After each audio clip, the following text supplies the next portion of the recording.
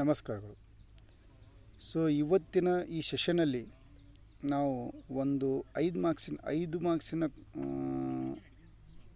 ಅಂಕಗಳ ಒಂದು ಪ್ರಾಬ್ಲಮ್ ಹಾಗೂ 15 ಅಂಕಗಳ ಒಂದು ಪ್ರಾಬ್ಲಮ್ನ ತಗೊಳ್ಳೋಣ.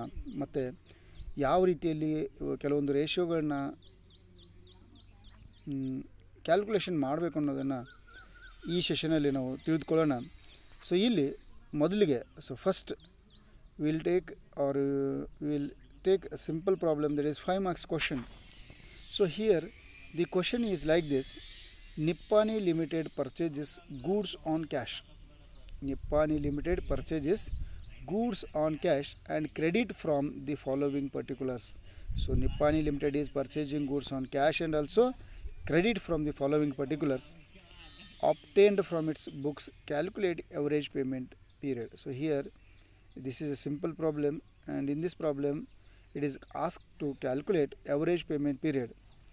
So total purchases is given as 20 lakh, creditors balance at the end is 7 lakh, cash purchases is 2 lakh 40,000, bills payable at the end is 4 lakh, purchase return is 30,000, and provision for discount on creditors is 50,000. So this is the given information. From this given information we have to calculate the average payment period. So here first we have to prepare some working notes. So first we have to calculate net purchases. So here as per the given problem, the Nippani Limited purchase goods both on cash and credit. So first of all, from this you have to calculate the net purchases. So net purchases is calculated by taking, first we take total purchases. From that we have to deduct the cash purchase. So from 20 lakh we have to deduct 2 lakh 40,000 and purchase return 3 lakh. So totally from the total purchases we have to deduct 5 lakh 40,000. After deducting 5 lakh 40,000 we are getting here net purchase as 14 lakh 60,000. So this is one working note, that is the calculation of net purchase. And I have told you net purchase is calculated by deducting the cash purchase and purchase returns from the total purchases, and here we got 14 lakh 60,000 as net purchase. So working note number 2 nalli we have to calculate average creditor and bills payable. So average creditors and bills payable, here average creditors. So creditors is balance at the end is 7 lakh and the bills payable at the end is 4 lakh. So here closing figures we have taken, and here the average creditors and bills payable means creditors plus bills payable. The creditors are given as 7 lakh and the bills payable are given as 4 lakh, and this is the total 11 lakh is divided by 2, and here we are getting average creditors and bills payable as 5 lakh 50,000. So after getting the average creditors and bills payable, now it is to calculation of total credit and bills payable. So here the total creditors and bills payable is already we have know creditor as 7 lakh and bills payable as 4 lakh. So total we got 11 lakh. So now we have to calculate average payment period. So already we know if the information is in the days we have to take days, if it is in the terms of months we have to take 12, and if it is in weeks we have to consider 52 weeks in a year. So here average payment period equals to number of days in a year, that is 365, and the creditors turnover ratio 2.65. So here before this here below it is given that creditors turnover ratio is net purchase divided by average creditors. So already we have calculated in the working note the net purchase as 14 lakh 60,000 and it is divided by average creditors 5 lakh 50,000, means here we are getting the creditors turnover ratio as 2.65 and times.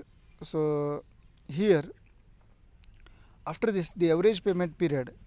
So average payment period is calculated by taking the number of days in a year divided by creditors turnover ratio, that is creditors turnover ratio is 2.65, and by dividing the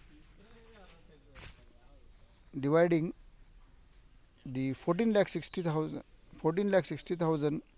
by 5,50,000 we got 2.65 times as creditors turnover ratio, and the average payment period is number of days in a year, that is the number of days in a year is 365 divided by 2.65 times. So means here average payment period will be 137.73 days. Like this we have to calculate average payment period. So here average payment period, before calculating average payment period we need creditors turnover ratio, and the creditors turnover ratio, to calculate creditors turnover ratio the important terms we need is net purchase and average creditors, and net purchase is calculated by deducting the cash purchase and the purchase returns from the total purchases. So total purchase we got, and here already we have seen the total creditors and bills payable is 11 lakh and the average is 5,50,000. From these information we have calculated both the average payment period and the creditors turnover ratio, and we got creditors turnover ratio as 2.65 times and the average payment period is 137.73 days. It means approximately we got 138 days. So now we will select one 15 marks problem and we will study how the different ratios are calculated. So from the following calculate, it is given that from the following calculate current ratio, quick ratio, proprietary ratio, debt to equity ratio, capital gearing ratio, inventory to working capital ratio. So here the different ratios, all four types of ratios we have to calculate. So the given information is equity and liability, that is shareholders firm. In that first one is share capital note. In the note 1 it indicates the share capital, it explains about the share capital, and the share capital is 7 lakh. Non-current liabilities, reserves and surplus note 2 3 lakh. So total we are having the shareholder fund as 10 lakh.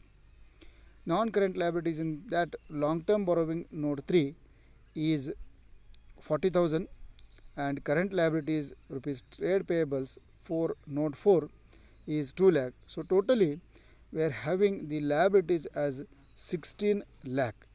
So same way when you take assets, non-current assets, under that fixed assets, in fixed asset tangible assets note 5 total tangible asset is 11 lakh, and current assets, that is note 6. Here inventories note 6, inventories 2,40,000, trade receivables, that is debtors 2 lakh, then cash note 8 for 55,000, and other current assets, that is prepared expenses 5,000. So total current assets are 5 lakh and the tangible assets are 11 lakh. So total assets are 16 lakh. So here this is the balance sheet in a vertical format. The total liabilities are 16 lakh and the total assets are 16 lakh. And here as per the notes, here the share capital includes 5,000 equity shares of rupees 10 each. So here 5,000 equity shares are there and the face value of share is 10 rupees. The total share capital is, equity share capital is 5 lakh. And same way the 2,008% preference shares of rupees 100 each, means the preference share capital is we are having 2 lakh. It includes the 2,008% preference shares of 100 each, means 2 lakh rupees preference capital. Both the equity capital and preference share capital, here total share capital is 7 lakh. Next creditors note 4, it tells about trade payables. In that creditor is 2 lakh. And note 5, as per note 5, tangible assets are plant and machinery 5 lakh and land and building 6 lakh. So here we have seen in the balance sheet that the under note 5 the tangible asset was total 11 lakh. But here according to the notes, it is clear that in tangible assets what are the assets included, that is plant and machinery worth rupees 5 lakh and the land and building worth rupees 6 lakh, means total tangible assets are 11 lakh. So reserves and surplus, so reserves and surplus are total rupees 3 lakh. Long term borrowings, the long term borrowings includes 9% debentures, that is 4 lakh. And work, so like this, these are the informations given here. From these informations we have to calculate the different ratios So here different ratios asked are current ratio you have to calculate, quick ratio you have to calculate, proprietary ratio, debt to equity ratio, capital gearing ratio, and inventory to working capital ratio.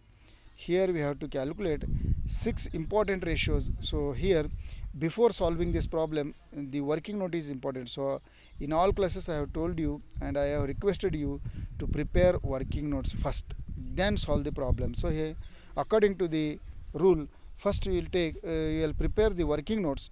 Here first working note, here we will calculate the current assets, because to calculate current ratio, the calculation of current assets is very important. So here we will see what are the current assets given in the problem. The stock is given rupees 2,40,000, that is inventory, under the head inventory, that is stock. Debtors, that is trade receivables, rupees 2 lakh. Cash rupees 55,000 is given, and prepaid expenses rupees 5,000 is given. So total we are having 5 lakh as current assets, and the current liabilities, only trade payable is current asset, and here long term loan, that is debenture, is also given. It is not considered as current liability because it is not payable in short period of time. So therefore trade payable is only the current liability. Next, calculation of quick asset. So quick asset is required to calculate quick ratio, and here quick ratio is also required, asked in the problem. So quick asset means only debtors and cash, no inventory is added in quick assets. We have seen in the theoretical aspect, in separate note was given that the prepaid expenses and the stocks are not included, are not considered as quick assets. So therefore debtors and cash are only the quick assets. So 2 lakh plus 55,000, we are having the quick assets 2 lakh 55,000. Calculation of proprietor fund, that is shareholders fund. So already we know in theoretical aspect we have seen how to calculate shareholders fund, that is equity share capital plus preference share capital plus reserves and surplus we are taking here. Here the equity share capital is 5 lakh and the preference share capital is 2 lakh and the reserve is 3 lakh. So total we are having 10 lakh as shareholders fund. Next, external debts, that is long term borrowings is given, that is debtors, that is debentures and current liabilities. So here external debts we have total of amount rupees 6 lakh, that is debentures of rupees 4 lakh and the current liabilities worth rupees 2 lakh, means total 6 lakh as external debts.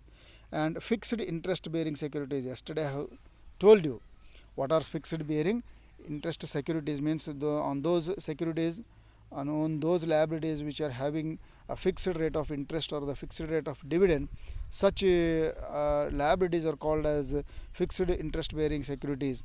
And here only the preference share capital and the debentures are given as considered as fixed interest bearing securities, and the preference share capital is given as 2 lakh and debentures as 4 lakh. So total we are having 6 lakh as fixed interest bearing securities.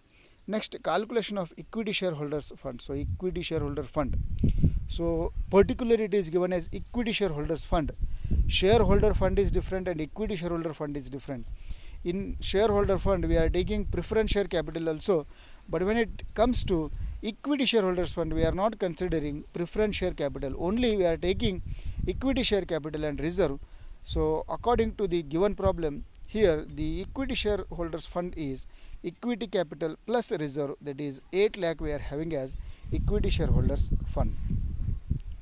So next, here now we will start to calculate the ratios. So first ratio is current ratio. So after doing all working notes, now it's time to calculate all the ratios. So first ratio asked is current ratio, and here current ratio is calculated by dividing the current assets by current liabilities.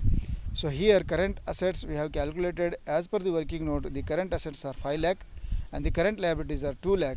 So by dividing current assets by current liabilities we are getting 2.5:1 as current ratio. Next one, quick ratio. For calculating quick ratio we require quick assets and quick liabilities. In working note we have already calculated quick assets by taking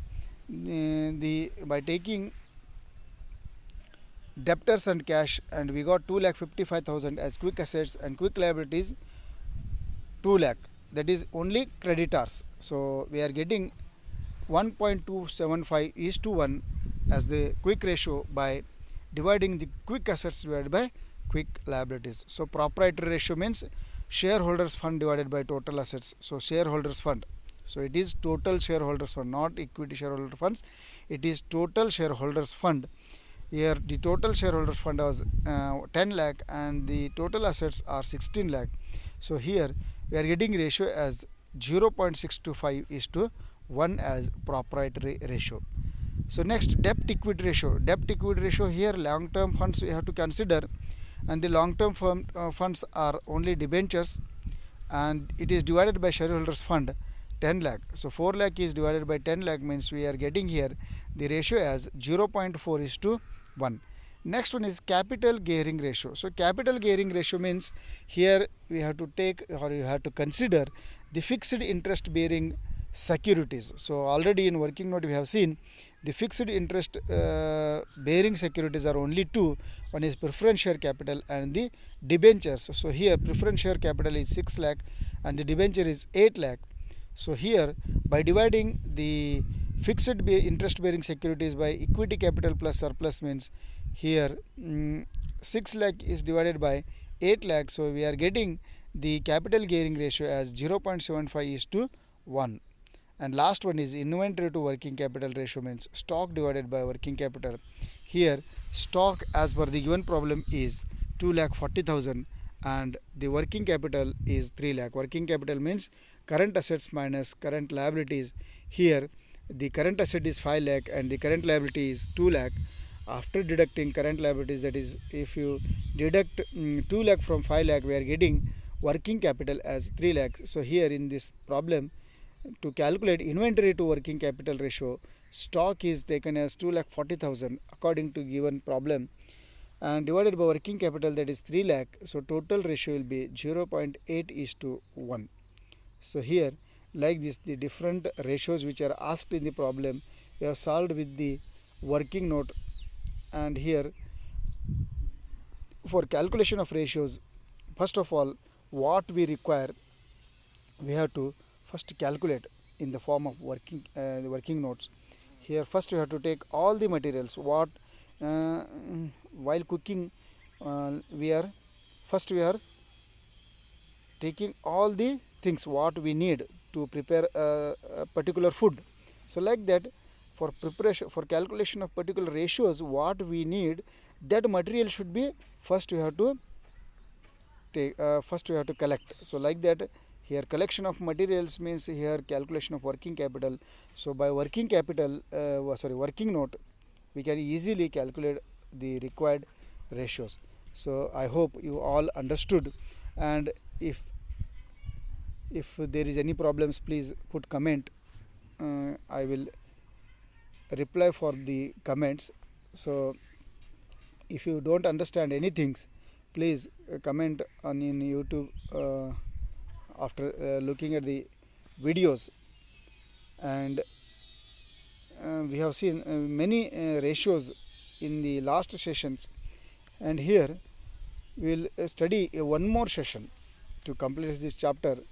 And in this session we have seen one 5 marks question and one 15 marks question. In last session also we will see one 5 marks question and 15 marks question, and we will try to solve with total the detailed information and detailed explanation. Thank you one and all.